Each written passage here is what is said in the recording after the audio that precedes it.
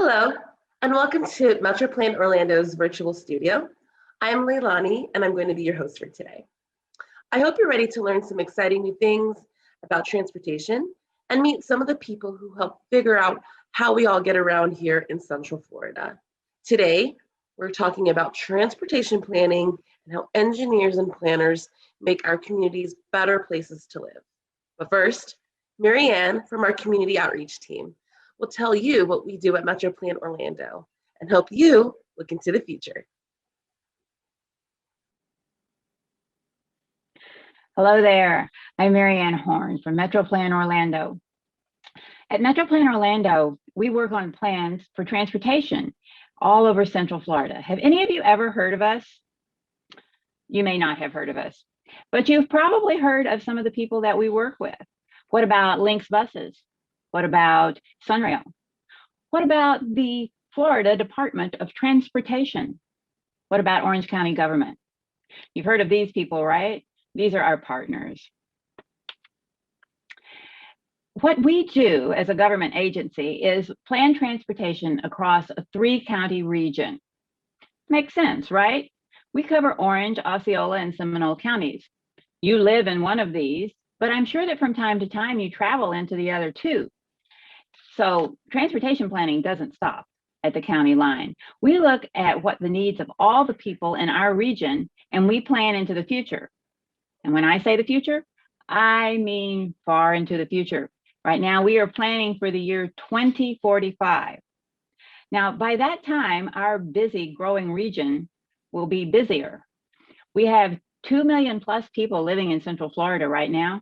And by the year 2045, we expect to have more than 3 million. We got to make room for another million people here. So everybody's going to need to get around Central Florida. Here are some of the ways that we do that today. How many of these have you used? Can you think of some others? What about Sunrail? What about rollerblades? What about Uber? There are plenty of other ways to get around Central Florida right now, but what about the future? What will we have then? Getting ready for the year 2045 is a big job. Let me tell you something. When you have a big job, you need a plan. A big job always goes better with a plan. So that's what we have. We have a plan for the year 2045 transportation system. How did we get this plan? Well, we looked around our region. We collected a lot of information. We looked at some computer models to help us see what might be ahead. We figured out what the region really needs and what it can afford. And then we considered the possibilities. We want to make sure that there are plenty of ways for everybody to get around our region into the year 2045. So let's think some more about that year. How old will you be? If you add 24 to the age you are today, that's how old you will be in the year 2045. I'll give you a second or two to do that. All right, got it? Okay, that's you in 2045. Now, what will your life be like? Where will you live? Will you live out in the country, in the middle of the city, somewhere in between? Where you decide to live will make a difference in what kind of transportation you need. It'll determine how long it takes you to get to work, to go shopping, to go to the different entertainment centers around our region. So that's an important idea. But wherever you live and however you live in the year 2045, you will need transportation. We have a transportation system. And when we talk about our transportation system, we talk about all kinds of transportation. That's everything. We need that system to work for everybody. And because we're so busy and so large, we need to move a lot of people efficiently. So no matter whether we walk, ride a bicycle, take the bus, drive our car, we all want to be safe and comfortable. We don't want to be stressed out or feel like we're in danger. But still, a lot of people are going to be moving around on that transportation system. They already are, and there will be even more in the year 2045. No one can really predict the future, but we try. We know a few things about the year 2045. For instance, we are sure there will be changes. That goes without saying. There will be new inventions. There will be new ways to use the things we already have. Maybe more people will work from home. Perhaps you saw this in your own home in the past year. That can make a difference in our traffic patterns. It can affect our rush hours. Perhaps we'll have new ways to receive things at our home. Maybe drones will bring your mail order packages right to your door. Who knows?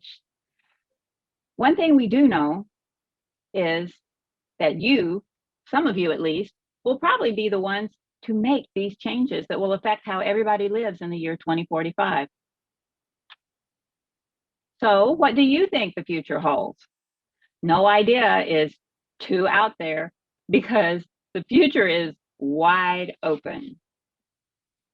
We would like to know more about what you're thinking. Your ideas are important to us because you are the future of transportation in Central Florida. You will be the ones to carry out the plan, and you can be the ones right now to give us some ideas on what we can do to better plan for the next generation. You can reach out to us in a number of ways. For instance, you can send us an email. You could comment on our social media channels. You could send us a letter. You could send us a drawing of something you're thinking of inventing. Whatever it is, we would love to see it. We would really love to hear from you. We'd really love to hear from our future. Thank you so much for having me with you today. I've had a lot of fun. I hope I've given you something to think about.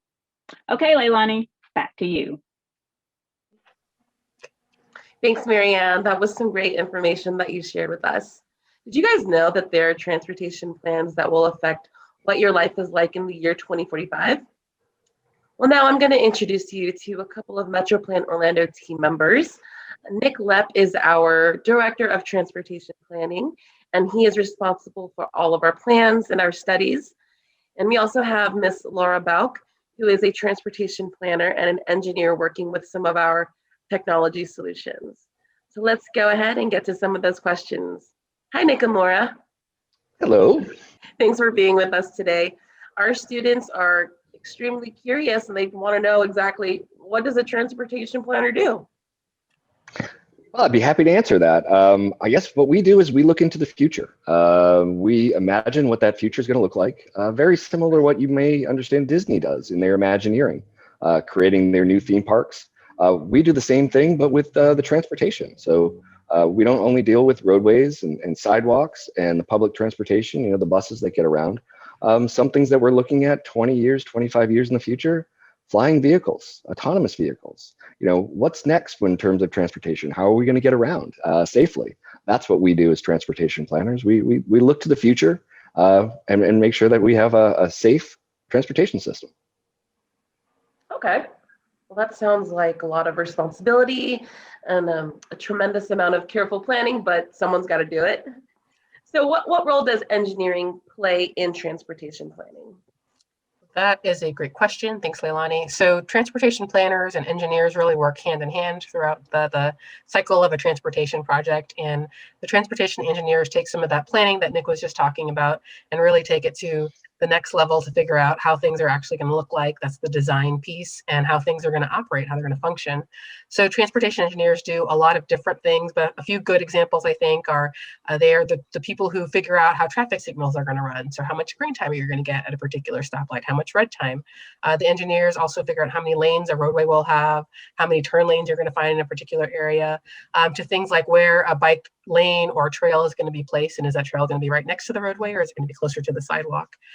Transportation engineers also, they prepare the plan sets that the construction firms look at when it's time to do the actual construction. So they're sort of throughout the life cycle of that project. Okay, so you guys are definitely collectively working together, teamwork. What things are most important when you are planning our streets? Well, I'll start off with this. I think some of the most important thing is to don't just think about yourself, think about others and how they get around. That's an important role in what we do every day. I know how I get to work and how I get to the grocery store or to what I need to do every day, but you know, considering that for other people, some people don't have access to automobiles or cars. Some people have to rely on that public transportation or the bus to get them to where they're going. And others want to walk or take their bike to where they're getting to. So we need to consider how people are getting around and make sure that we're accommodating that so that everybody can move around freely throughout our region. Okay. These are a lot of interesting things to think about. They're definitely very exciting. And these students that are with us today, they are going to be the ones who are running things in the future. So thinking about that, do you guys like your job, and what type of skills do you need to be a transportation planner? Well, I will tell you, I like my job a lot. Part of the main thing with the transportation planner, I would say one of the main skills, math and science, to make sure that we're not just imagining something in the future that is just absolutely impossible to do. You have to make sure you do a lot of math and science and field test that so we can hand it off to Laura and make sure that she can engineer that and can get it constructed in the future. I also love my job. We get to work in the industry and at MetroPlan in particular on a lot of really important projects every day that help make it easier for all of us to travel around in our region. So I love that. In terms of the skills that you need, Nick already mentioned the math piece, which is very important. I would say also being a team player is really important. Every project that we work on, there's a whole village of people that is working on it. So when you get assigned that group project now, you should enjoy it as much as you can and take it as practice for the future. And then also being a good writer, a good communicator. With all that math we're doing, there's a lot of stuff that we're analyzing in the background, and being able to describe to people why a project is important and why we need to do it is something that is very important skill to have. Okay. Nick and Laura, we appreciate you sharing your experience with us today in the virtual studio. But how can a student figure out if they themselves would enjoy a career in transportation? And what advice do you have for someone who wants to be a planner or who wants to be an engineer? Sure. I mean, I'll start out. I would say take a look at some of the projects that we do over here at MetroPlan. We have a wide variety of different types of projects, between looking at a roadway, making it more safe, looking at intersections, technology. And like I said, we're also starting to explore this future use of transportation in the flying vehicles and autonomous vehicles. See what we have going on. You might enjoy some of that work. That's a great suggestion, Nick. I would add to that, I would suggest that you talk to your friends or your family, acquaintances, anyone that you know that may be in the industry, that may be an engineer or a planner or a bus driver. You might be surprised if you think about it, who you might know that's actually in the transportation industry that you can ask about what it is they do, what the people around them do, and how they feel about their job. If you don't know anyone and aren't sure where to turn, I would say that there are some local and national competitions that are sort of in the planning space, and the transportation planning space, things like a future city that you could look into, where you can work with other like-minded students on doing some planning projects, or even something as simple as purchasing or downloading something like a Sim City, where you get to build your own civilization and design your own transportation system. That can be a really fun way to figure out if this is your passion. And as for other advice, I would say just look at the world around you. You know, all of us, we travel somewhere every day, whether it's to school or to the grocery store or to a practice or to a friend's house. Where are the pinch points that you and your family are finding? What are the things that frustrate you or your parents about traveling around our region? And you can use that to help guide you as you enter a transportation sort of field, the things that you're going to be interested in working on once you're a transportation professional. Awesome. Well, thanks again to Nick and Laura for giving some information and insight into what planners do. I know that you've probably inspired so many of the students here today with us, and now it's time to take to the streets. Ready to have fun? It's time to design your own street. Have you ever wondered what it takes to build one? If you'd like, follow along at www.streetmix.net as Nick shows us how to put together a safe street designed for everybody using a program called StreetMix. Take it away, Nick. Thanks, Leilani. Now let's take an example of a street that you may know pretty well, which is Narcoossee Road, right in front of your middle school. Just to let you know that streets are built for all users, not just cars, but what might look like it on Narcoossee Road is this road is definitely built for cars, as it has 6 lanes and it's very wide. We really want to design what we call a complete street to be a safer environment for all users, meaning that you should be able to walk, ride your bike, drive, even take a bus safely on these corridors or these roadways to make it safe for all users. So here's an example of what Narcoossee Road out there looks like in front of your school today. And we're going to use StreetMix to make this more complete or safer. Right now, as you can see, as I scroll across, you can see that we have currently out there a little planting strip. You have your sidewalk, which is only 5 feet. You have that little grass area before you get to the roadway, and then you have 3 lanes of traffic before you get to a median. And then you have another 3 lanes before you have the same thing on the other side with a small sidewalk and a little planting strip. So how would we make this road safer? Would we want to make some room for some bicycle lanes? Possibly. So how we would use StreetMix to make sure that we fit all within the road that's out there today, which is, we only have a certain width of 120 feet. How do we make that work? So you can use this tool, as planners do, to help look at different options and designs. Usually you don't come up with your first option or design on your first try, just like you would as if you were writing a paper. There are many drafts. So you want to come up with many alternatives just to determine, is that the best way to make this road safer, or as we would say, complete. So here, let's play around with StreetMix a little bit, and I'll show you how we can add now bike lanes to Narcoossee Road to maybe make that a little bit safer. So instead of having this big wide outside lane, a planner may take it and say, you know what, we can make that smaller. And by just subtracting some of that area, let's bring it down to 12 feet, just like the other lanes. And as you can see, what StreetMix does is it gave us this empty space off to the side, stating that, okay, well, we took away some of that width for the car. Now we have that extra space to put something else in there. So let's do that on both sides of the road, as we bring that down to 12 feet also. And that leaves us with 4 feet on each side for something else. Now let's come down here at the bottom. There are many options. We could add another sidewalk, but we already have a sidewalk. We could put some street trees in there. Well, let's consider that. A bike rack, benches, and other things that you can put on the side of the road. We have a lamp for more light. You can even do small things like a park or planting. But as we were talking about, we want to add bike lanes.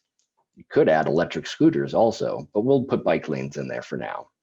So you could just pick it up and drag it and say, all right, well, we want to put this bike lane in right there. And the program automatically will add in the additional space and show you how much you have left, where we only have enough for, say, 1 bike lane.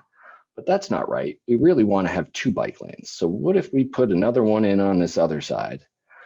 Now it's telling us that we're 4 feet over. We don't have enough space. Now, where can we get more space? We can either take that away from the middle, but that would be difficult in redesigning the road because that's kind of already there. What if we took it away from the outside area where that was just the grass area? So let's just remove this in general and give us more room to play around and make this a complete street. So we will remove that planting strip. And again, that changed the space that we have to work with. We'll do that on both sides. And that gives us more room. Now we have 6 more feet. With that, what can we do with that 6 feet? Well, maybe let's add a little bit more space between the roadway and you walking down the sidewalk. And we could even make the sidewalks a little bit wider than 5 feet, so you could walk maybe side by side with your friend instead of single file. So let's make that a little bit wider to 6 feet on both sides. And give it a little bit more space away from those cars that are going down the road.